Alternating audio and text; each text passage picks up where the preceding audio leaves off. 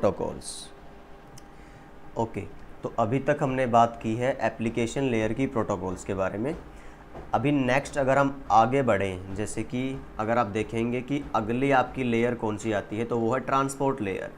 तो transport layer पे दो ही प्रोटोकॉल काम करती हैं, टीसीपी एंड यूडीपी। तो इनके बारे में थोड़ा डिटेल से जानते हैं। पहले एक डिफरेंस समझिए दोनों के अंदर कि डिफरेंस क्या है। पहला डिफरेंस है connection oriented and connection less. तो टीसीपी जो है कनेक्शन बनाने के लिए 3 वे हैंडशेकिंग मेथड का यूज़ करता है, बट यूडीपी में ऐसा कोई कंसेप्ट नहीं है। कैसे, आप ज़रा एक एग्जांपल देखिए। यहाँ पे मैं अगर आपको ये स्क्रीन दिखाऊं तो आप यहाँ देखिए, मैंने लिखा है टीसीपी 3 वे हैंडशेकिंग प्रोसेस। इस हैंडशेक प्रोसेस का मतलब समझो, अगर ये यूडीपी होता, यूडीपी का कनेक्शन होता, जैसे आप कोई वीडियो कॉल कर रहे हैं तो उसमें ये सब तामझाम करने की ज़रूरत नहीं पड़ती, और इसीलिए यूडीपी फास्ट भी होता है। समझिए क्यों। टीसीपी का अगर कनेक्शन बनाना है आपको, तो टीसीपी सबसे पहले क्या करता है, मान के चलिए बीच में एक दीवार है, एक तरफ मैं हूँ और एक तरफ आप हैं, मुझे आपकी तरफ कोई बॉल फेंकनी है। तो दो तरीके हो सकते हैं, एक टीसीपी का तरीका, एक यूडीपी का तरीका। टीसीपी क्या बोलेगा दूसरे वाली साइड का जो बंदा है उसको, कि बॉस मैं आपको बॉल फेंकने वाला हूँ अभी, राइट। तो उधर से आवाज़ आएगी कि यस आप फेंक दो, मैं रेडी हूँ बॉल रिसीव करने के लिए। तो जब तक उधर से आवाज़ नहीं आएगी, एक्नॉलेजमेंट नहीं आएगी, तो दोनों के बीच का कनेक्शन सिंक नहीं हो पाएगा। तो जो सेंडर है, जो मैं इस साइड बॉल फेंकने वाला हूँ, मैं बॉल नहीं फेंकूंगा कभी भी, राइट। उधर से जब आवाज़ आएगी, कन्फर्मेशन आएगी कि मैं रेडी हूँ, आप फेंक दीजिए, तब मैं बॉल फेंकूंगा, और वो भी ये बोल के कि अब मैंने बॉल फेंक दी है, आप रिसीव कर लीजिए। तो ये 3 बार में एक प्रोसेस पूरा होता है। पहले सिंक्रोनाइजेशन की बिट भेजता है, राइट, कि मैं डाटा को सीक्वेंसेस में भेजने के लिए तैयार हूँ। उधर से फिर एक्नॉलेजमेंट आती है कि मेरा भी सब कुछ, रैम प्रोसेसर सब सही है, स्टोरेज वगैरह आप भेज दो, कोई इशू नहीं है। इधर से फिर वो भेज देगा और साथ में कहेगा कि मैंने ये वाला डाटा भेज दिया है और ये मैं भेजने वाला हूँ। तो इस तरह से डाटा इधर से सेंड होता रहेगा, उधर से एक्नॉलेजमेंट आती रहेगी। तो ये जो एक्नॉलेजमेंट के लेन देन का जो प्रोसेसेस है, इसमें टाइम लगता है, इसी वजह से टीसीपी स्लो है। लेकिन आप देखिए इसमें डाटा वहाँ रिसीवर तक पहुँचने की गारंटी है कि अगर कुछ पार्ट मिस भी हो जाता है ना कम्युनिकेशन में, तो उधर से नेगेटिव एक्नॉलेजमेंट आएगी। वो बोलेगा बॉस कि आपने इतना पार्ट दोबारा भेजना है, क्योंकि मैंने ये रिसीव नहीं कर पाया। हो सकता है कि कनेक्शन में कोई इश्यू हो सकता है स्टोरेज का, बफर का कोई इश्यू, तो कोई भी प्रॉब्लम हो सकती है। तो इस तरह के केस में टीसीपी फिर वही एग्जैक्ट पार्ट जो मिस हुआ था उसको रीसेंड करेगा, रीट्रांसमिशन करेगा। तो ये हमने ओएसआई मॉडल में भी पढ़ा था कि जो डाटा लिंक लेयर है, ट्रेलर यूज़ करती थी एरर डिटेक्शन के लिए, कि कोई इशू है, कोई पार्ट ऐसा जो मिस हो गया है। तो जब वो एरर डिटेक्ट होता था तो फिर कंफर्मेशन आती थी ट्रांसपोर्ट लेयर के पास। वहाँ पे हमने बोला था अगर टीसीपी यूज़ हो रही है तो वही सेम डाटा रीट्रांसमिट हो जाएगा। और ये क्यों पॉसिबल है, क्योंकि हम 3 वे हैंडशेकिंग प्रोसेस यूज़ कर रहे हैं टीसीपी के अंदर। बट अगर यही प्रोसेस यूडीपी का होता, यूडीपी में कोई बेस्ट पॉसिबल डिलीवरी की गारंटी नहीं है, राइट। बेस्ट एफर्ट्स हैं, ये अपना बेस्ट ट्राई करता है, लेकिन अगर कुछ पार्ट रिसीव नहीं हुआ तो नहीं हुआ, कोई गारंटी नहीं है, राइट। तो ये फ़र्क है पहला टीसीपी में और यूडीपी में। तो 2 फ़र्क हमने बता दिए, तीसरा फ़र्क भी हमने डिस्कस कर लिया, क्योंकि जब डाटा ही लॉस हो रहा है तो सिक्योर कहाँ से हुआ आपका। फाइनली एक डिफरेंस आता है विंडोइंग एंड नो विंडोइंग। अब यहाँ पे आप ज़रा चलिए इसी वाली स्लाइड पे, और इस पे मैंने यहाँ पे देखिए क्या बताया था सबसे पहले, कि जो कंप्लीट डाटा है आपका पूरा, वो छोटे छोटे पार्ट में डिवाइड होता है, जिनको हम डीयू या डाटा यूनिट बोलते हैं। और हमने बात की थी वो सीक्वेंसेस में जाता है, ऐसे ये फर्स्ट चलेगा, फिर सेकंड, फिर थर्ड, राइट। तो ये सब क्या है कि कितने सारे ये जो पार्ट हैं आपके 1 2 3, कितनी यूनिट, डाटा यूनिट्स आप एक साथ भेज सकते हैं नेटवर्क में, उसको बोलते हैं विंडो साइज़। सपोज करो आपका इंटरनेट का कनेक्शन बहुत फास्ट है, तो आप हो सकता है 100 सेगमेंट 1 सेकंड में भेज दो, और अगर स्लो है तो हो सकता है कि आप 20 भेज पाओ। तो विंडो साइज़ यही बोलता है कि एक बार में कितने पैकेट, कह लो आप रफली अगर बोलो, कितने पैकेट एक बार में पर सेकंड आप भेज सकते हो।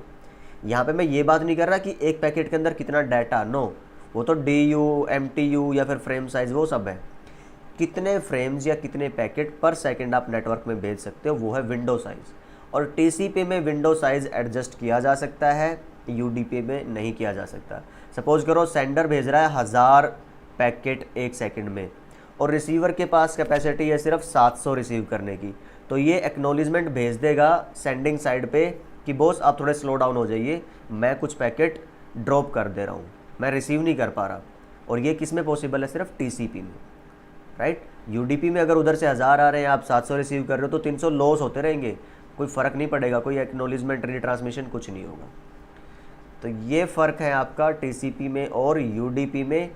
अभी हम बात करते हैं कि जैसे मैं कोई ब्राउज़र ओपन करूं फॉर एग्ज़ाम्पल, तो मैंने इतने सारे टैब ओपन करे हुए हैं। अब देखिए, अब इतने सारे टैब फाइन, लेकिन IP एड्रेस तो मैं एक ही यूज़ कर रहा हूँ ना इस PC पे, चाहे वो प्राइवेट है या पब्लिक हो। तो एक ही IP का यूज़ करके आप इतने टैब कैसे खोल पाते हैं? ये पॉसिबल है TCP UDP पोर्ट नंबर की हेल्प से, राइट। तो ये कैसे पॉसिबल? यहाँ से आप देखिए कि TCP और जो UDP प्रोटोकॉल्स हैं वो पोर्ट नंबर यूज़ करती हैं अपने साथ, राइट। जैसे हमने बोला था, फ्रेम जो है उसके अंदर रहता है आपका मैक एड्रेस सोर्स का और डेस्टिनेशन का। जो नेटवर्क लेयर पे IP है उसमें IP रहता है सोर्स का और डेस्टिनेशन का। ऐसे ही ट्रांसपोर्ट लेयर पे पोर्ट नंबर रहते हैं सोर्स के और डेस्टिनेशन के। कैसे? समझिए कि सपोज करो मेरे इस सिस्टम की IP है 192.168.43.150, राइट। एक एग्जांपल ले लेते हैं, चलिए इधर ही। तो सपोज ये मेरा क्लाइंट है, ओके। तो ये जो क्लाइंट है इसने बहुत सारे इस तरह से टैब ओपन किए हुए हैं, like this, first, second, third, fourth, fifth, sixth, कितने भी हो सकते हैं। जितनी आपकी रैम अलाउ करती है उतने सारे टैब आप ओपन कर सकते हैं, फाइन। तो like this, one more only. अब सपोज करो मेरी IP क्या थी?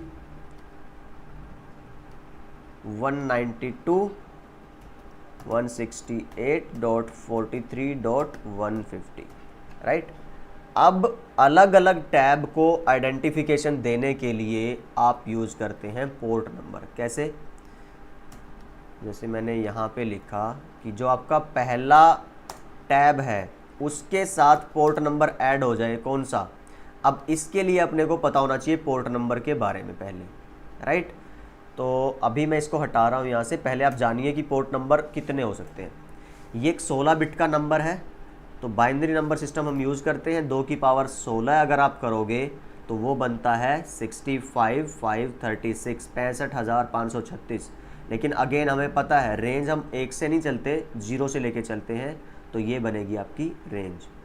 इनमें से जो पहले 1024 नंबर हैं 0 से लेके 1023 तक, वो यूज होते हैं आपके कॉमन प्रोसेसेस, जैसे मैंने यहाँ पे लिखे हुए हैं। तो अगर आप देखेंगे इस वाली स्लाइड में, सी ये कॉमन, आपको HTTP यूज़ करना है, TFTP, SMTP, ये सब क्या है? कॉमन टास्क है जो all over the world internet पे यूज़ किए जाते हैं। अब इनको यूज़ करने के लिए आपने पहले से ही कुछ नंबर रिजर्व करा दिए, ये 0 से लेके 1023 तक, ये आप नहीं छेड़ेंगे। उसके बाद जब ये टैब हमने ओपन किए हैं ब्राउज़र के अलग अलग जो क्लाइंट हैं दुनिया भर में सॉरी, वो यूज़ करेंगे ये नंबर। ये मैं आपको भी प्रैक्टिकली दिखाऊंगा करके, फाइन। तो 1024 से 64,511 तक नंबर आपको ब्राउज़र में अपने टैब के साथ ऐड हुए मिलेंगे, ओके फाइन। तो अभी मैं तब तक क्या करूँ, इंटरनेट चला लेता हूँ ताकि एग्जांपल आपको दिखा पाऊँ, फाइन। तो जो लास्ट के नंबर हैं वो रिज़र्व है कुछ पर्टिकुलर स्पेशल एप्लीकेशंस के लिए। मान लो आपने कोई एक ऐसी गेम ही बनाई है और वो चाहते हैं कि आप उसको इंटरनेट पे डेडिकेटेड ट्रैफिक मिले, तो आप अपनी IP के साथ, जो कि यूनिक रहेगी, और ये पोर्ट नंबर बाइंड करवा देंगे। तो ये थोड़ा सा आगे डिटेल्ड कंसेप्ट है, जस्ट अभी के लिए याद रखिए ये स्पेसिफिक एप्लीकेशन के लिए ही प्राइवेट पोर्ट नंबर यूज़ होते हैं। हमारा कंसर्न है ये पहले नंबर, राइट, 0 से 1023 और 1024 से 64,511। और एक और चीज़ नोट करिए, सॉकेट कहलाता है ये कॉम्बिनेशन IP एड्रेस का और पोर्ट नंबर का। और जो पूरा इंटरनेट चलता है ना वो इन सॉकेट्स पे ही चलता है, राइट। पर सेकंड दुनिया भर में बहुत सारी मिलियंस ऑफ सॉकेट प्रोसेस होती हैं, बनती हैं, तो वही इंटरनेट है पूरा, समझिए आप। तो मान लीजिए, चलिए अब हमने इंटरनेट चला लिया है, फाइन। आप यहाँ पे लिखे, अगर लिखें CMD में एक कमांड netstat, देखिए तो यहाँ भी तो मेरा लोकल सेशन चल रहा है, राइट। अगर मैं कोई ब्राउज़र जैसे इसी को रिलोड करता हूँ, ठीक है, या फिर मान लो आप किसको, इसे रिलोड करो, 2 सेशन हो गए हमारे, राइट। और भी हो सकते हैं, जैसे मैं गूगल इनपुट है इसको ही रिलोड करता हूँ 3, लाइक फाइन। तो अभी अगर मैं दोबारा CMD में जाऊँ तो सी, ये मेरी IP थी, इसके साथ एक नंबर ऐड हुआ ना, ये नंबर, ये है पोर्ट नंबर आपको, और ये डिफरेंट रहेगा हमेशा। हर देखिए हर एक टैब के साथ, उधर वेटिंग में चल रहे थे ना मेरे, ये देखिए तो टैब वेट आएगा, और जब ये लगेगा कि सेशन एस्टेब्लिश हो गया तो यहाँ पे उसका स्टेटस भी लिखा आएगा सारा का सारा। फाइन, प्रोटोकॉल बता रहा है कौन सा काम कर रहे हो आप, HTTPS। तो डेस्टिनेशन ये है, सोर्स ये है। तो सोर्स के साथ आपने देखा, जैसे मैं अगेन आपको बताता हूँ, दिस वन, सोर्स के साथ चलेंगे ये वाले आपके नंबर, तो आप देखिए यही तो चल रहा है, उसी रेंज में से है। और डेस्टिनेशन पे चलेंगे कॉमन वाले, ये वाले, तो जैसे HTTPS है, HTTP है, तो इनके लिए कौन सा चलेगा, 443 या 80। तो ये आपको ध्यान रखने वाली बात है। तो जितने भी आप टैब, जितने भी सेशन यूज़ करेंगे, हर किसी के, ये देखिए किसी भी 2 के साथ सेम नंबर नहीं मिलेगा, हर किसी में डिफरेंट। ऐसे ही आइडेंटिफाई होता है। जैसे ही आपकी रिक्वेस्ट आती है PC तक पहुंचने के लिए आपने IP यूज़ किया 192.168.43.150। अब इस IP पे अलग अलग रिक्वेस्ट तक आने के लिए कि इस पे आना था तो इसका पोर्ट नंबर यूज़ करेंगे, इस पे आना है तो इसका पोर्ट नंबर आप यूज़ करेंगे। तो ये एक पूरा प्रोसेस है कि कैसे TCP और UDP का पोर्ट नंबर यूज़ होते हैं। फाइन, चलिए अब मुझे लिखने की भी यहाँ पे ज़रूरत नहीं है, बट जस्ट क्या था कि अलग अलग के लिए आप क्या करते हो, 23,207 पहला टैब हुआ, first tab. Then second tab के लिए आप हो सकता है कि 207 की जगह आप 211 यूज़ कर लें, तो उस टाइम जो भी अवेलेबल होगा उसके हिसाब से। तो ये आपका सेकंड टैब, तो लाइक दिस। तो this is how TCP UDP port number work. तो ऐसे काम करते हैं TCP के और UDP के पोर्ट नंबर। अब अगर हम वापस चलते हैं लेयर 3 लेयर 4 पे, तो जो इंटरनेट लेयर है आपकी, तो आई थिंक इस वीडियो में इतना काफ़ी है। नेक्स्ट वीडियो में हम बात करेंगे लेयर 3 इंटरनेट लेयर की। Thank you.